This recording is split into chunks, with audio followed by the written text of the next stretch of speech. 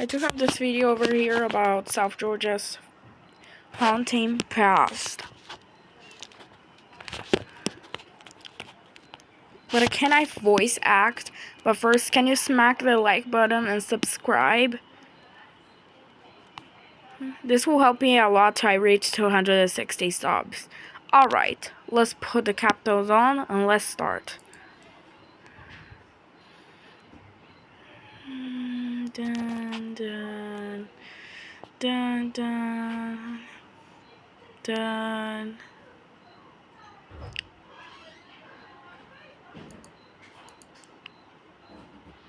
Wait, where's it? Okie dokie, take 2. When this place was in a full swing of cloud of smoke covering the skies, 300 men toiled as thousands of whales lost their lives and salary. But who started this, and how did we get to the point of nearly exterminating the world life from this island?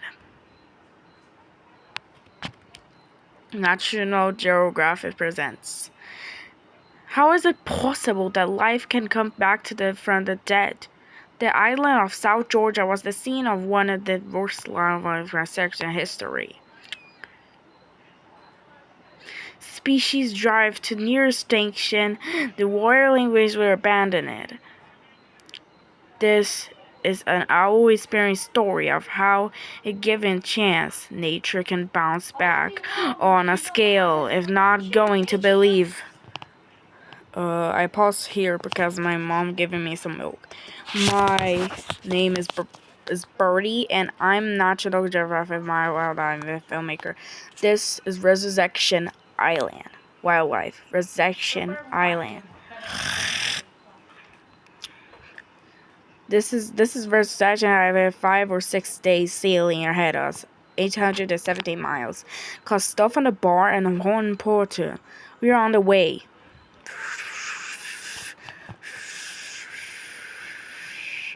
This is the story of our adventure to South Georgia. Once devastated, but now home to one of the highest concentrations of wildlife on planet. Amy, I can't wait to see the living proof that it's not too late to save wild places.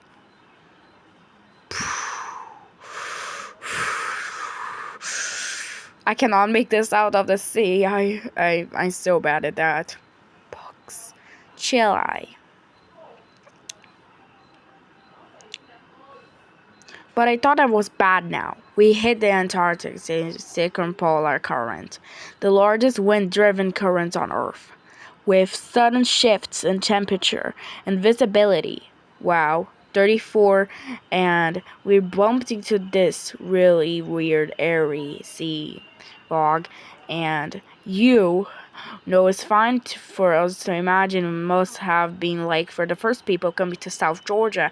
Someone up to bow, maybe up the mast, spying for the icebergs. The extreme winds and colds here a huge deterrent for human life, but the ACC actually creates the perfect conditions for wildlife. The current is very nutrient-rich, and the underwater topography surrounding South Georgia channels these nutrients up to the surface, kicking off food chain bonanza. Oh my gosh. Whee! This is nuts. We're in the middle of nowhere. A couple of dolphins came to play the full way. Everything is starting to get wilder and wilder. All good indication that we're getting a bit closer to laughs. There it is. Whee! It doesn't look real. Cold and desolate in South Glaciers, miles. At the north, covered in grass as tall as human.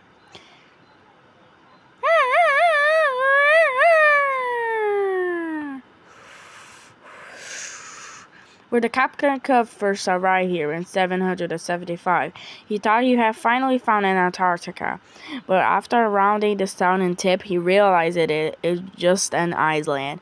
He was so angry that even named it his Cape Disappointment. He said, and I quote, "Doomed by nature to perpetual French nests never fill the worth of sun's rays, was hornbile to aspects. I have no words to describe. Must have raining or something because it looks pretty natural to me. A not so funny consequence of Captain Cook's findings that was that he sent a word back to England that this place was packed full of seals. The first boats arrived in just a few years later. Living conditions were terrible. But hey, Bosmness, it was a great 112,000 pelts in one season alone. By the 20th century, the whalers followed suit, boats got bigger, and so they did the captures. The largest whale ever recorded on our planet was the 33-meter, 110-foot long female blue whale. She was processing in a brand new station of grouper cane in 1912.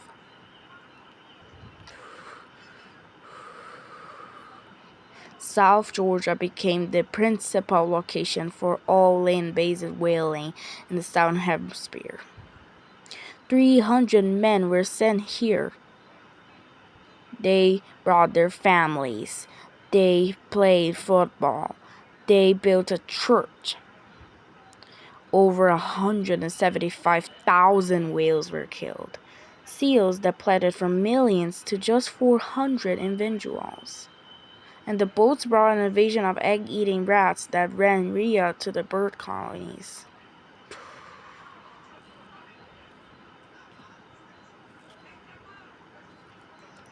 Blue coal cooker.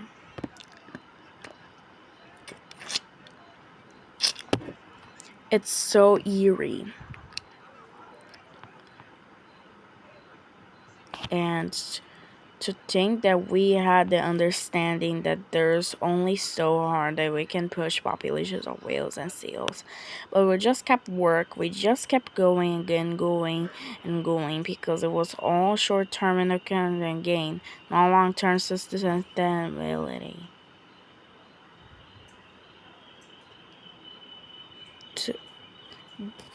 To extinction, whaling became financially available to one-by-one stations were shut down. All this destruction forced.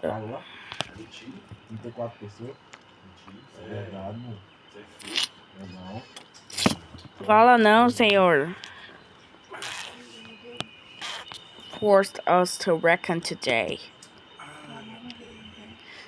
South Georgia is a protected area. The biggest island rat education program in history was launched, and the island was declared rat-free in 2018. Many of the birds have bounced back on big numbers. Fur seals have sprung back from just 400 to over 3 million.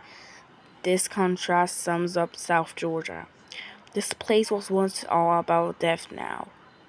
Now it's jam-packed, full of life, have rebounded in just unbelievable proportion. Things are definitely better now, but South Georgia faces a new set of threats. The warming climate and changing ocean currents have major repercussions. The wildlife here forcing mad penguins to forge further from breeding islands. The long-line fishing industry needs international cooperation to save species that stray from protected waters. But the resurrection is not quite finished.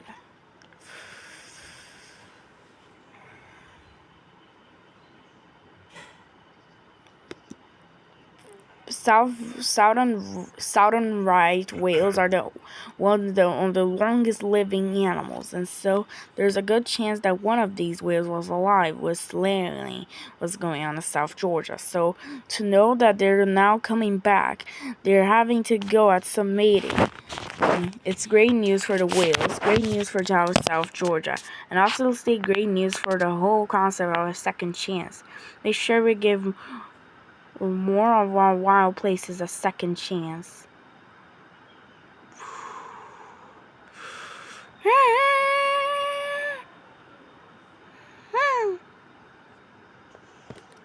Host, producer, and film director Bernie Gregory. Executive producer Tyler Mavros. Series producer Muriel Sunnens. Execution producers Joan Hunt, Whitney Johnson. Supervising producer Emiliano Rodar. Welp, I finished it. I'm gonna make a vote. Can we voice act the Harp Seal one next? Yes or not?